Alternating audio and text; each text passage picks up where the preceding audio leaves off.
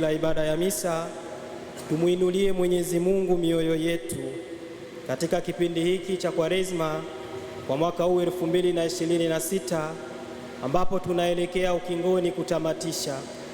Daima tumtazame Mwenyezi Mungu, tumrudie Mwenyezi Mungu. Masomo yetu ya leo yanatufundisha na kututafakalisha juu ya uhusiano wetu na wengine.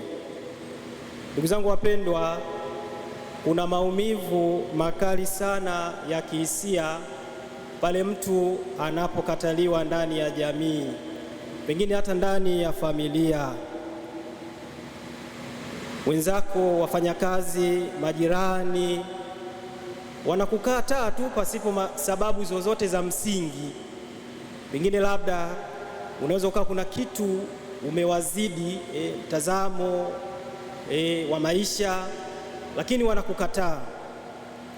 Katika masomo yetu ya leo, somo la kwanza ambalo tutasikia nabii Yeremia anamuomba Mwenyezi Mungu aendelee kumsaidia katika utume wake.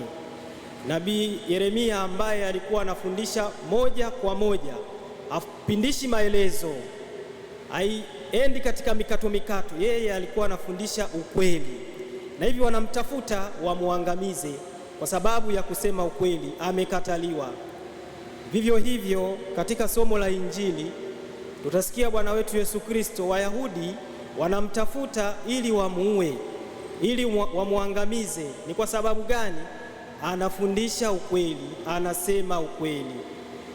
Ni mateso hayo ambayo anapitia nabii Yeremia, ambayo amepitia Bwana wetu Yesu Kristo, hata sisi katika maisha yetu tunayapitia. Kuna baadhi yetu wengine basi tumeshapata uzoefu huo, kukataliwa pengine kwa kusema ukweli, pengine kwa kuishi fadhila zako njema, kuishi makusudi ya Mwenyezi Mungu. Lakini kuna watu wanaweza kuona kama unawashitaki kwa kuishi maisha yako vema.